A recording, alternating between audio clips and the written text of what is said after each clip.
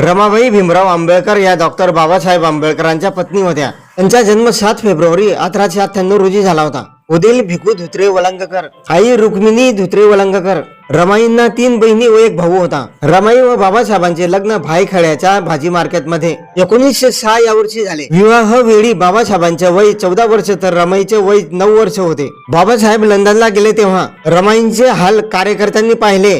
त्यांनी काही पैसे जमा केले। रमाईंनी त्यांच्या भावनांचा आदर केला व पैसे घेतले नाहीत। धारवाड येथील एका वसतिगृहात मुलांना जेवण नसल्याचे रमाईंनी पाहिले। आपल्या सोन्याचा बांगला देऊन मुलांसाठी अन्नाची व्यवस्था केली।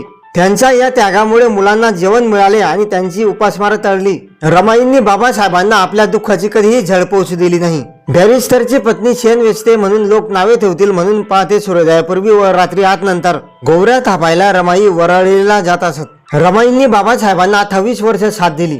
रमाबाई भीमराव आंबेडकर या डॉक्टर बाबासाहेब आंबेडकरांच्या पत्नी होत्या। त्यांचा जन्म 7 फेब्रुवारी 1898 रोजी झाला होता। वडील भिकू धुत्रे वलंगकर, आई रुक्मिणी धुत्रे वलंगकर। रमाईंना 3 बहिणी व 1 भाऊ होता। रमाई व बाबासाहेबांचे लग्न भाईखळ्याच्या भाजी मार्केटमध्ये 1906 या वर्षी झाले। विवाह वेळी बाबासाहेबांचे वय 14 वर्ष तर रमाईचे वय 9 वर्ष होते। बाबासाहेब लंडनला गेले तेव्हा रमाईंचे हाल कार्यकर्त्यांनी पाहिले।